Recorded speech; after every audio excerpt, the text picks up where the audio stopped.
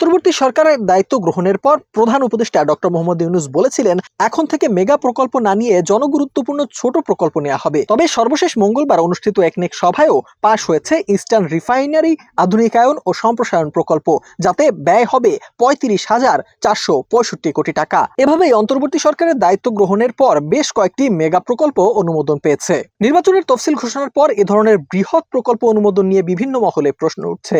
ভোটের আগে এত বড় অঙ্কের প্রকল্প অনুমোদন রাজনৈতিক ও প্রশাসনিক দুই দিক থেকেই বিতর্কিত বলে মনে করছেন বিশেষজ্ঞরা। শুধু তাই নয়, বিশ্বের অন্যান্য দেশ জ্বালানি তেল শোধনাগার বা রিফাইনারি নির্মাণ ব্যয়ের তুলনায় ইস্টার্ন রিফাইনারি প্রকল্প বাস্তবায়নে যে খরচ ধরা হয়েছে তা অনেক বেশি বলেও মনে করছেন তারা। প্রকল্প পরিকল্পনার ব্যয় ও নিরাপত্তায় স্বচ্ছতা নিয়েও রয়েছে সন্দেহ। দৈনিক ৬০,০০০ ব্যারেল সক্ষমতার একটি জ্বালানি তেল পরিশোধনাগার নির্মাণে চীনা কোম্পানি ফুজিয়ান শিংশিন কর্পোরেশনের সঙ্গে চুক্তি করেছে জাম্বিয়া সরকার।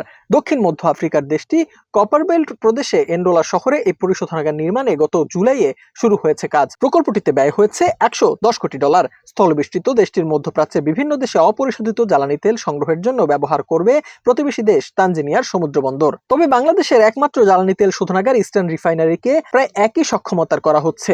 এজন্য অন্তর্বর্তী সরকার শেষ সময়ে ৩৫,৪৬৫ কোটি টাকার বৃহৎ প্রকল্প অনুমোদন দিয়েছে, যা নিয়ে নানা মহলে প্রশ্ন উঠছে।